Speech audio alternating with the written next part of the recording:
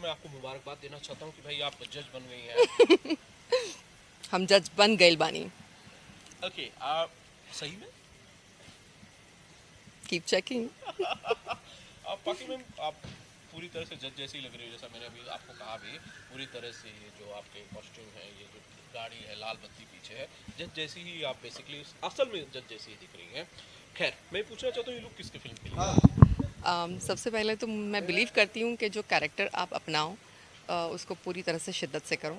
So I feel ये सबसे अच्छा कॉम्प्लीमेंट है आपकी तरफ से कि एकदम जज लग रही हैं। तो मेरा आधा काम तो हो गया कि ओके मैं जज प्रॉपर लग रही हूँ। सो कैरेक्टराइजेशन जब एक प्रॉपरली करना होता है तो फर्स्ट ऑफ ऑल वो आउटफिट, क्लोथिंग, लुक से आता है। And it's really nice to know that okay it is suiting perfect judge's character. Okay, I have a question for you कि क्या जी क्या क्या मूवी है मैम जिसके लिए आप ये शूट करेंगे बाकी जी? Basically you can call this a very different subject, बहुत ही अलग सब्जेक्ट है। और इसीलिए मुझे थोड़ा सा ललचा गया जब मैंने कहानी सुनी। नॉर्मली कहानियाँ लव सेंट्रिक और हीरो हीरोइन और इसी टाइप की होती है, और थोड़ा सा जब इस तरह की कोई कहानी आती है जहाँ पर एक एक जज एक लड़की से, फिर वो एक औरत बनती है, फिर वो एक हस्बैंड के सपोर्ट से वकील बनती है, और उसके बाद में वो जज बनती है। और पूरी इस जर्नी में उसके लाइफ में कुछ ऐसी हरकतें होती है जो उसको एक बहुत डिफ़िकल्ट डिसीजन लेने के लिए मजबूर करती है। एक माँ के लिए जब एक माँ बनती है औरत, तो उसके लिए सब कुछ उसके बच्चे के इर्द गिर्द हो जाता है, और उसकी पूरी लाइफ बच्चे के पॉइंट ऑफ व्यू से चलने लगती है। तो कभी भी कोई इस तरह का सोच नहीं सकता कि एक औरत और एक माँ और फिर एक जज होने के वजह से उसको क्या क्या डिसीजंस लाइफ में लेने पड़ते हैं। इस बारे में ये कहानी है, और बहुत ही रोमांचक कहानी है। कोई सोच भी नहीं सकता इस तरह के पड़ाव इसमें हैं। तो मुझे इसीलिए ये कहानी बहुत ज़्यादा इंटरेस्टिंग लगी, और off the beat from normally जो फिल्में होती हैं उनसे काफ़ी डिफरेंट फिल्म थी। सो मेरा इंटरेस्ट हमेशा से ये रहा है कि ऑडियंस जब भी फिल्में देखती है सोचती है कि कुछ डिफरेंट करे, कुछ नया करे। जी। तो I think this is the one. अब बाकी मैम आपने बहुत सारी भाषाओं में अलग अलग किस्म के काम किए हैं, फिल्में की जी, हैं, और जज कभी नहीं प्ले किया है आपने, am I right? No never, first time. बिल्कुल। आपको हमने जब भी देखा है बड़ा ग्लैमरस अंदाज में देखा है, बड़े शानदार लुक्स में देखा है, बड़ी खूबसूरत जी, आपको फैंसी ड्रेसेस में देखना है, आज आपको जज वाले गेटअप में देख रहे हैं, बट आप इसमें भी खूबसूरत लग थैंक रही यू, हैं thank you. As usual. Okay, makes my day. Team के बारे में मुझे जरा बताइए बाकी मैम, किसके ये जो पूरी टीम है आपकी चंदन के डायरेक्शन में, चंदन के डायरेक्शन में, जी, टिम टिम तारा जो फिल्म का नाम है, जी। बाकी लोगों के साथ कैसा है? हमारा टिमटिम तारा एक छोटा बालक भी है, और उसके बाद में जब वो बालक युवा बन जाता है तो आदित्य ओझा जी प्ले कर रहे हैं। और बहुत ही इंटरेस्टिंग तरीके से प्ले किया है, क्योंकि उनके काफ़ी डिफरेंट शेड्स है जो नॉर्मली कोई सोच भी नहीं सकता कि इस तरह का शेड। सो पहली बार वो एक ट्विस्ट एंड टर्न्स वाला शेड देखने मिलेगा। तो आई एम श्योर उन्होंने भी ऐसा किरदार कभी किया नहीं है।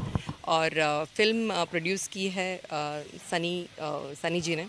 तो जी, सनी प्रकाश जी ने। और एक ऑफबीट सब्जेक्ट लेने के लिए बड़ा करेज चाहिए होता है। सो मुझे लगता है कि वो करेजियस मूव होता है जब भी कुछ एक डिफरेंट टाइप का सब्जेक्ट आप चूज़ करो, ना कि सिर्फ हीरो हीरोइन वाली कहानी। कमर्शियल कहानियों पे ही लोग ज़्यादा फोकस करते हैं, इस तरह के सब्जेक्ट्स पे ज़्यादा लोग फोकस नहीं करते हैं। So that was interesting about him. और हमारे डायरेक्टर साहब हैं चंदन जी। चंदन जी पहली बार जब ये स्क्रिप्ट लेके आए तो I could see that passion in him. And Aadi भी साथ में ही था। We been friends, but at the same time जब काम करने के एक पैशन दिख के आती है ना कोई स्क्रिप्ट में, तो मैटर वो करता है कि थोड़े चंद जो पैशनेट लोग साथ में मिल जाते हैं तो वो चीज़ें कुछ अच्छी करना चाहते हैं, और वो मैंने चंदन जी में देखा। He seems to be very passionate and very focused about his work. He knows what he is doing. So first time ही जब हम तीनों बैठे तो हमने ये डिसाइड कर लिया कि ओके इस फिल्म को एक डिफरेंट तरीके से किया जाना चाहिए, ना कि कमर्शियल एंगल सोच के, बट कमर्शियल एंगल भी ऑफ कोर्स आप लोगों को दिखेगा। सो एलिमेंट हर तरह का है, but at the same time कहानी इस टाइप की मैंने भोजपुरी इंडस्ट्री में कभी भी देखी सुनी नहीं है।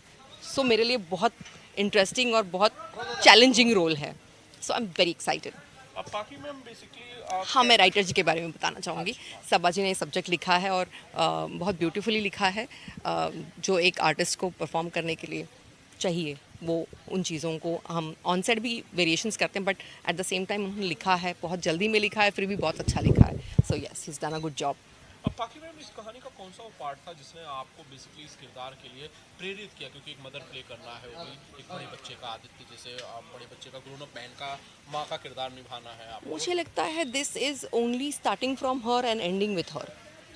और मैं सिर्फ किरदार वैसे करना चाहती हूँ जो उतने पैशनेट है। हर बार वो पड़ाव दिखता है।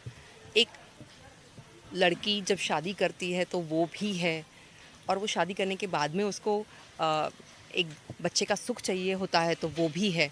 उस सुख को पाने के लिए उसे क्या करना पड़ता है वो भी है।